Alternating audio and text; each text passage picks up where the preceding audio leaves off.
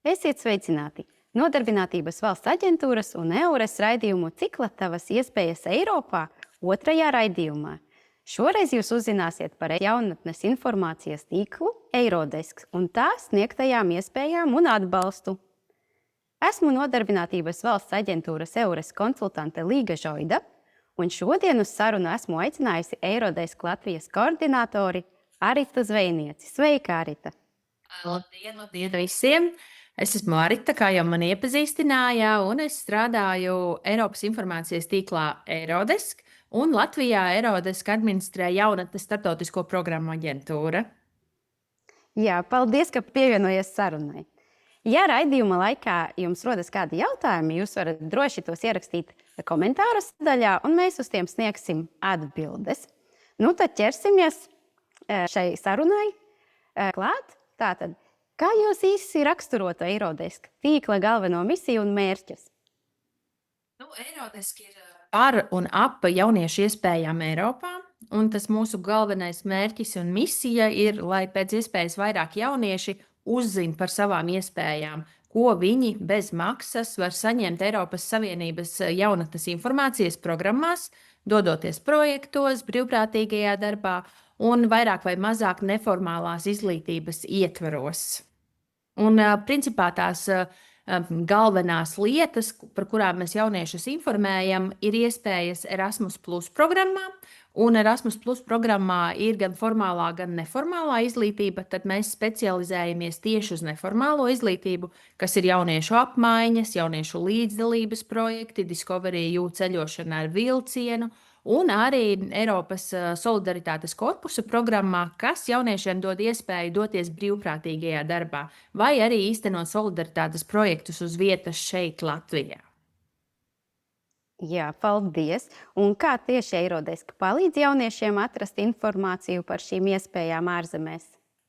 Mēs kā Eirodesk tīkls īstenībā esam diezgan sens, vairāk kā 35 gadus Eiropā. Latvijā šeit kopš iestājāmies Eiropas Savienībā, tātad jau 22 gadus. Un mēs sadarbojamies ar jaunatnes organizācijām, gan nevalstiskajām organizācijām, gan pašvaldību jauniešu centriem. Un mums ir infopunkti visā Latvijā. Kopā mums ir šobrīd 37 informācijas punkti un reģionālie koordinātori, kas, kā jauniešu centri, atrodas fiziski jauniešu centros, reālās telpās. Arī nevalstiskās organizācijas daļas ir savās telpās, bet lielākoties mēs strādājam arī tiešsaistē, gan konsultējot jauniešus, gan ievietojot iespējas sociālajos tīklos, bet liela daļa mums tomēr ir vēl arī klātienes pasākumi, kuros mēs jauniešus mēģinam mudināt iesaistīties programmās, lai viņus aizķertu, jo nereti vien tā informācija, kas ir internetā, viņa aizslīd garām kaut kur un ir pašiem jāmeklē, bet ir daudz efektīvāk, ka jaunieti var uzrunāt viens pret viens, aci pret aci un izstāstīt par tām iespējām. Jā, protams, noteikti. Un sakiet, vai Eirodesk pakalpojumi ir pieejami tikai jauniešiem, vai varbūt arī citu vecuma grupu iedzīvotāji var iegūt kādu atbalstu? Kopumā ar jauniešiem Erasmus Plus un solidaritātes korpusa programmā mēs saprotam jauniešus vecumā no 13 līdz 30 gadiem. Līdz ar to Erasmus Plus mobilitātēs un projektos var doties no 13 līdz 30, solidaritātes korpusam tur drusciņi augstāks vecuma slieksnis no 18 līdz 30 gadu vecumam.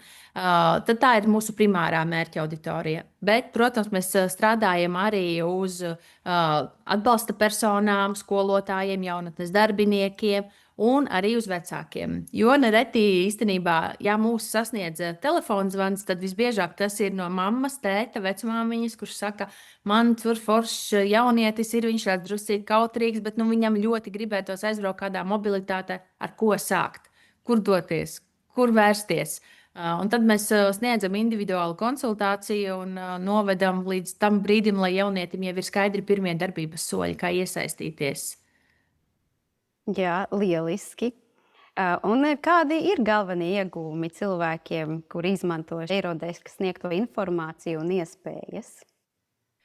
Jāsaka, ka vispirms jau ir svarīgākais uzzināt vispār par iespējām, jo pētījumi, kuros aptaujāti tiek gan jaunieši, gan arī pieaugušie, norāda uz to, ka jaunieši nezin par to, ka ir bezmaksas iespējas arī viņam pieejamas doties projektos, mobilitātes projektos uz ārzemēm, brīvprātīgajā darbā vai rakstīt projektus un saņemt finansējumu tepat. Līdz ar to tas mūsu galvenais uzdevums ir panākt, lai vispār jaunietis kaut kādā veidā uzzina par šīm iespējām. Un arī mums tas vecuma slieksnis no 13 gadiem visu laiku klāt, tad nāk jauni jaunieši, kuri izaug no bērniem par jauniešiem un tālāk par pieaugušajiem, un arī tad mūsu uzdevums ir līdz viņiem tikt un dot viņiem to impulsu. Un tajā brīdī jau, kad uzzina, tad nākamais ir sekot kaut kādai rīcībai un darbībai un iesaistīties un iegūt to labo pieredzi projektos. Jā, noteikti. Varbūt jūs varat dalīties ar kādu iedvesmojošu piemēru, kura eirodeska palīdzība būtiski ir mainījusi kāda jaunieša dzīvi? Jāsaka, ka eirodeska ir tikai tas pirmais punkts, kad uzzina par iespējām. Es domāju, ka tā dzīvi mainošais brīdis ir tā reālā pieredze, kad jaunietis dodas un iegūst to. Nu, piemēram, mums ir brīvprātīgais tāds Ainis Kuzņicovs. Viņš izlēma, ka viņš vēlas doties brīvprātīgajā darbā. Viņš bija ilgu laiku jau strādājis pie datora, 8 stundas nogurums. Viņš sapratis, ka tas nav īsti tas, ko viņš vēlas. Un viņš atrada iespēju caur Solidaritātes korpusu doties brīvprātīgajā darbā uz Portugāli un strādāt jauniešu centrā. Un Jānis tur devās 2023. 2024. gads, veselu gadu. Viņš strādāja ar jauniešiem, atbalstīja jauniešus ikdienas darbā centrā, palīdzēja īstenot Erasmus projektus, devās uz skolām, stāstīja jauniešiem. Un tad viņš saprata un iepazinās ar neformālo izglītību, ka tā ir ļoti interesanta, bieži vien tāda spēļošanā, spēlēs balstīta pieeja, kā jaunieši iegūst ne tikai informāciju, bet arī uzlabo savas prasmes. Tad, kad viņš atgriezās pēc šī gada, viņš saprata, ka tas, ko viņš iepriekš darīja dzīvē, nav varbūt tas, kas viņam īsti gāja pie sirds, un viņš nolēma palikt jaunatnes jomā. Viņš sāka strādāt Ķekavā par jaunatnes lietu speciālistu, un šobrīd arī jau aktīvi ne tikai strādā ar jauniešiem Ķekavā, bet ir arī Eiropas jaunietis. Un mums aģentūrā, Jaunas starptautisko programmu aģentūrā, ir apmēram 30 Eiropas jaunieši, kuri ir bijuši mobilitātēs, arī vai nu līdzīgi kā Ainis brīvprātīgajā darbā, vai arī kādos projektos jauniešu apmaiņās vai Discovery U vilciena braucienā. Un viņi par savu pieredzi stāsta citiem jauniešiem. Līdz ar to tas arī ir viens brīnišķīgs veids, kā mēs gan kā aģentūra, gan kā Eirodeska mēģinam motivēt citus jauniešus iesaistīties tieši ar vienaudžu stāstiem. Un Eirodeska arī ir par to, ka saņem kvalitatīvu informāciju, kvalitatīvu konsultēšanu bez maksas no uzticamiem avotiem, no profesionāliem jaunatnes darbiniekiem, jo lielākoties mūsu organizācijā strādā jaunatnes darbinieki jau ar ilgstošu pieredzi, kuri ir mācījušies un kuri gan saprot to, kas ir pieejams, gan arī skatās pēc tā jaunieša, kas jaunietim varētu būt interesants un pielāgojams un tieši viņam noderīgs. Jā, ja jaunietis tātad dodas brīvprātīgajā darbā uz to pašu kaut vai Portugāli, šī procesa laikā un arī esot jau šajā darbā, viņš arī saņem taču atbalstu nepārtraukti, ja tāds nepieciešams. Es pareizi saprotu? Jā, un atbalsts ir gan finansiāls, gan arī tīri atbalsts cilvēku resursu ziņām. Tad, kad jaunietis dodas brīvprātīgajā darbā, viņam ir organizācija Latvijā, šeit atbalsta organizācija, kuru viņu sagatavo, apmāca jau arī mentāli sagatavo tam, kas būs tur. Īpaši, ja tas ir uz ilgāku laika periodu, gadu, piemēram. Un otrā pusē ir uzņēmēja organizācija, kur arī ir jaunietim mentors, kur ir apmācības, gan iebraukšanas, gan vidustermiņa apmācības, un visu laiku ir iespēja sazināties arī ar nacionālajām aģentūrām, gan tajā valstī uz vietas, gan arī šeit Latvijā uz vietas, un vienmēr tiek sniegts atbalsts jaunietim. Un finansiāls atbalsts ir, piemēram, brīvprātīgajā darbā jaunietim tiek sekti gan ceļa izdevumi uz konkrēto valsti, gan dzīvošana vai nu dzīvoklī vai kādā citā risinājumā, ko organizācija ir izvēlējusies, ēdināšana, aktivitātēm izmaksas un arī pat neliela kabatas nauda. Izklausās pēc lieliskas iespējas tiešām. Jā, un brīvprātīgais darbs jauniešiem ir iespējams ne tikai ilgtermiņā, individuāli, kas ir līdzīgi kā Ainis devās uz veselu gadu, bet var arī īstermiņā grupu brīvprātīgajā darbā doties. Un tas ir lielisks veids, kā vispār aptaustīt, izgaršot, kas tas ir un vai man tas der. Jo kopā katrs jaunietis var doties līdz gadam. Līdz ar to, ja tagad, tuvojoties vasarai, jaunietis saprot, es gribētu paskatīties, pamēģināt, kas ir tas brīvprātīgais darbs, var doties arī tātad no 2 nedēļām līdz 2 mēnešiem, piemēram, īstermiņa brīvprātīgajā darbā uz kādu valsti, uz kādu festivālu, kuru organizācija ir uzrakstījusi projektu un komplektē grupu. Un, lai to darītu, tad ir jādodas uz Eiropas jaunatnes portālu un jāizpilda savs profils un jāreģistrējas Eiropas solidaritātes korpusa datubāzē. Un to visu var atrast, ieejot Eiropas jaunatnes portālā. Ja? Jā, tieši tā, brīvprātīgajā darbā jau no 17 gadu vecuma var taisīt savu profilu, bet doties aktivitātē no 18 līdz 30 gadi un ierakstot Google Eiropas jaunatnes portāls brīvprātīgais darbs, pirmais rezultāts arī būs šī datubāze. Izveidojot savu profilu, sarakstot intereses, ko vēlētos darīt, kādas piemīt īpašības jaunietim, var nopublicēt savu CV, un tad organizācijas vai nu sazinās ar šo te jaunieti, kad viņas jau meklē brīvprātīgo, vai arī jaunietis pats skatās kartē, lasa projektu aprakstus un piesakās konkrētam projektam.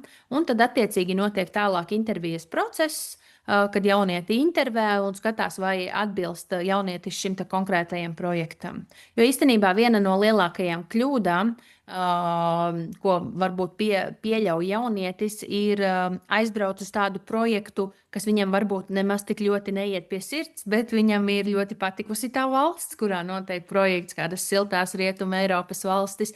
Bet tāpēc mēs arī ļoti iesakām rūpīgi izlasīt projektu, iepazīties ar to organizāciju, kura uzņems. Jo galu galā iespējams tajā organizācijā, ja tas ir uz gadu projekts, tad tiešām nāksies strādāt un dzīvot veselu gadu. Jā, tieši tā. Tiešām uzmanīgi jāizvērtē savas iespējas. Sakiet, kādas tendences jauniešu mobilitātē un starptautiskajās iespējās esat novērojuši pēdējos gados, vai kaut kas mainās vai uzlabojās? Mēs kā Eirodesk nacionāli un arī starptautiski Eiropas līmenī ļoti sekojam līdzi tam, kā mainās jauniešu attieksmes, jauniešu pieredze, jauniešu vēlmes, gaidas. Un tie pēdējie dati, 2025. gada dati, parāda, ka Eiropā jaunieši, tie, kas ir piedalījušies Erasmus Plus projektos vai citos jauniešu iespēju projektos, 98 gadījumos atzīst, ka tas ir ārkārtīgi vērtīgi bijis. Gan vērtīgi pašam, izaugsmē, savās kompetencēs, komunikācijā, valodās, gan arī tādā nākotnes perspektīvā, skatoties uz to, kur jaunietis gribētu strādāt, viņam šīs prasmes var noderēt darbā, gan arī tam, kā jaunieši, kas ir bijuši projektos, vēlas vairāk mācīties. To arī parāda statistikas dati. Ja mēs runājam par projektu tendencēm, jo viens veids ir pieregistrēties, doties brīvprātīgajā darbā, bet cits veids ir vienkārši pašam uzrakstīt projektu, jo jaunatnes starptautisko programmu aģentūra, kas administrē Erasmus Plus, piedāvā jauniešiem gan atbalsta iespējas un projektu darbnīcas, kurās palīdz jauniešiem saprast, kā projekti ir jāraksta. Ir arī lielais pasākums. Tagad jūlijā būs JSPA projektu nakts, kurā jaunieši arī ir aicināti pieteikties, lai izveidotu savas projektu idejas. Un tad caur projektu realizēt to savu vai nu jauniešu apmaiņu, doties uz citu valsti kopā ar jauniešiem par sevi interesējošiem tematiem, vai arī līdzdalības projektu tepat uz vietas, ja vēlas iesaistīt ar vien vairāk jauniešus pilsoniskajā aktīvismā, lēmumu pieņemšanā, vispār komunikācijā ar nacionāla līmeņa varu.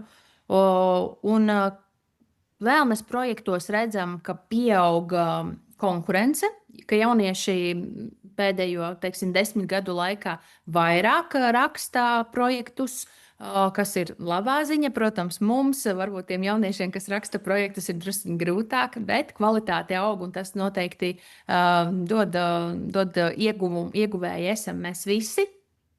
Un vēl jauniešiem ir ārkārtīgi būtiskas tādas tēmas kā mentālā veselība, vides ilgtspēja, kas ir arī vienas no Erasmus Plus prioritātēm, un to mēs ļoti labi redzam arī projektos, un tas arī ļoti priecē.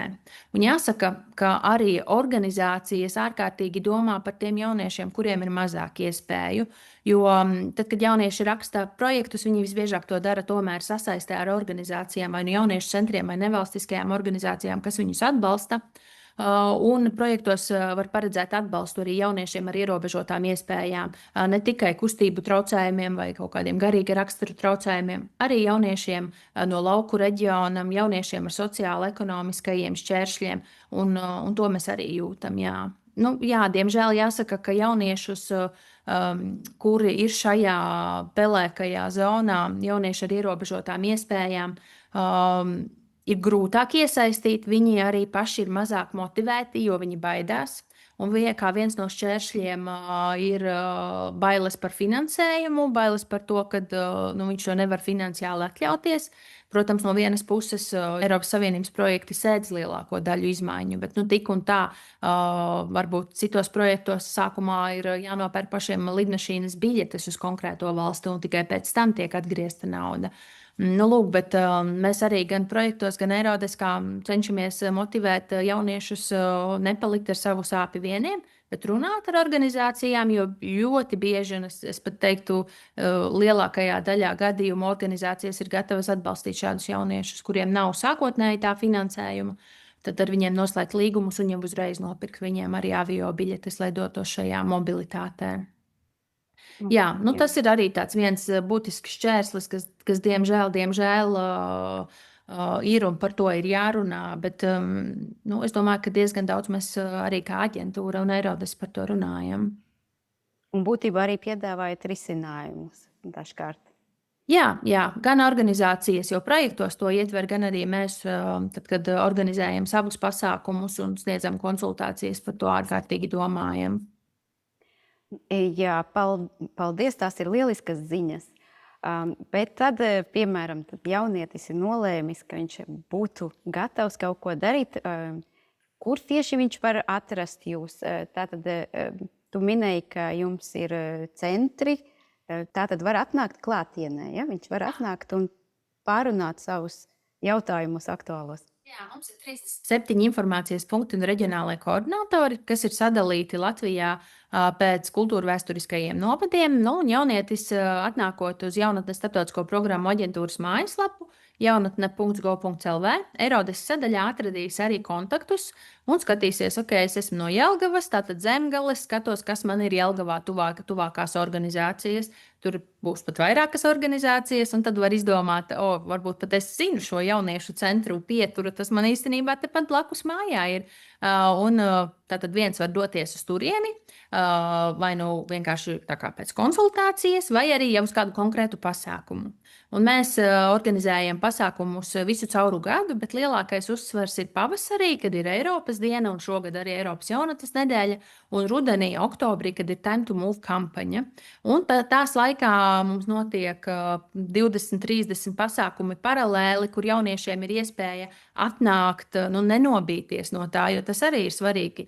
Nenobīties, bet atnākt un ar vienaudžiem neformālā vidē caur tiešām kaut kādām nedaudz izklaidējošām aktivitātēm arī uzzināt par iespējām. Piemēram, tagad no pat 15.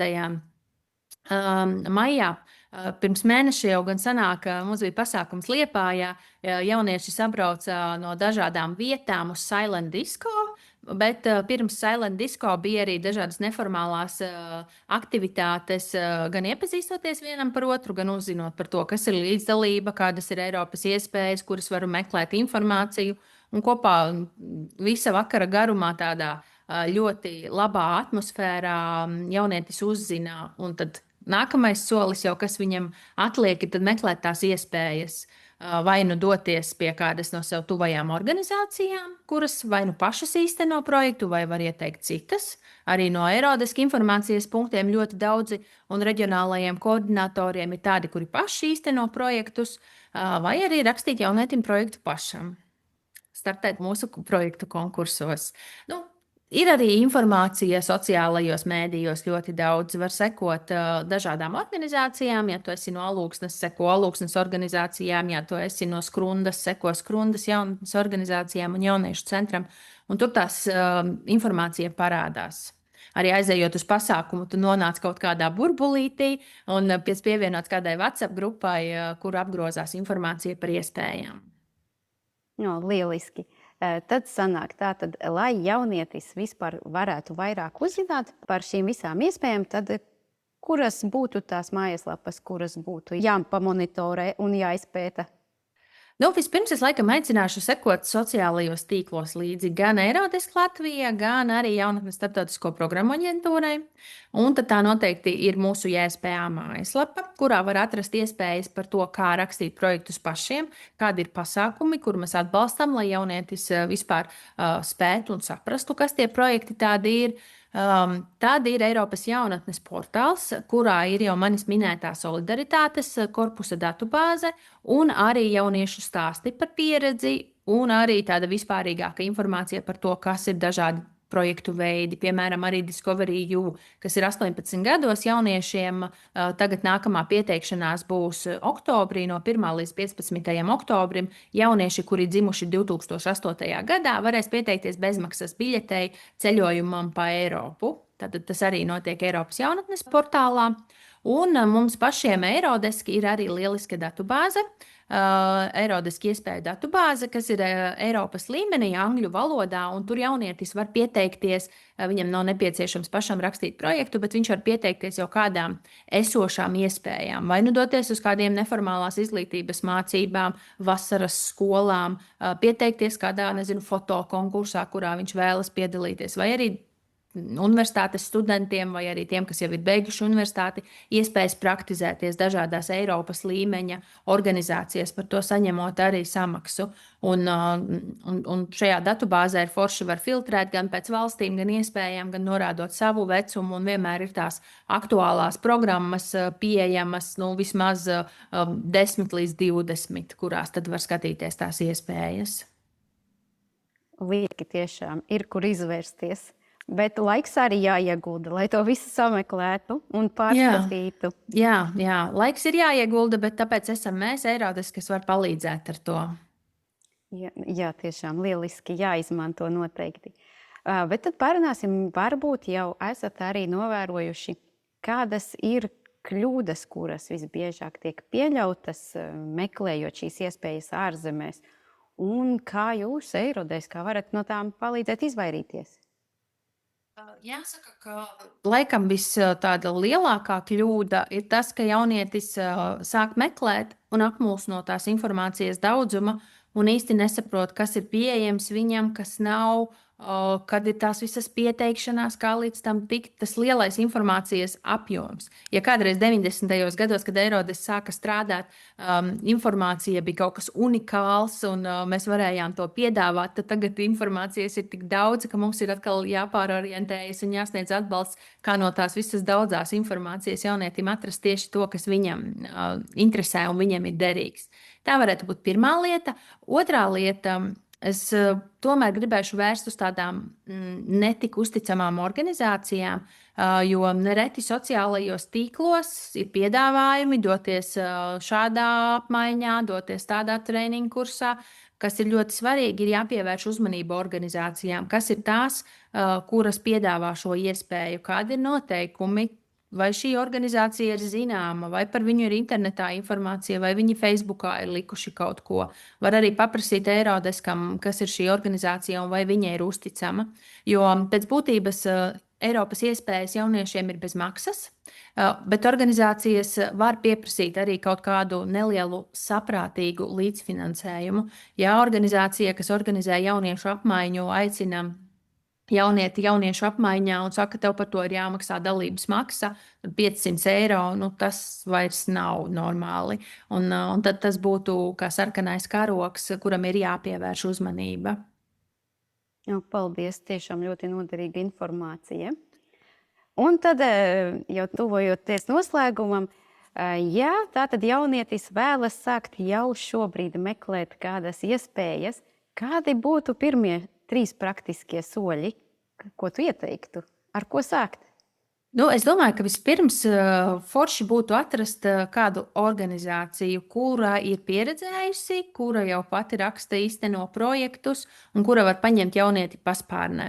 Tad var iet Eirodeska mājaslapā un paskatīties, kas ir tuvākās organizācijas, paskatīties organizāciju Instagram kontus, varbūt organizācija ir kāds pasākums tūmā, varbūt es varu aiziet pievienoties, vai vienkārši nekautrēties un uzrakstīt organizācijai, kādas ir iespējas šovasar, varbūt es varu pievienoties kādam projektam. Tas būtu viens, īpaši, ja mēs domājam par to jaunieti, kurš nav gatavs rakstīt pats projektu.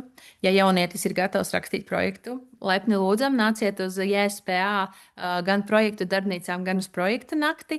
Ja jaunietis vēlas doties brīvprātīgajā darbā, būtu jāreģistrējās Eiropas Solidaritātes korpusa datubāzē, par ko jau es arī iepriekš stāstīju.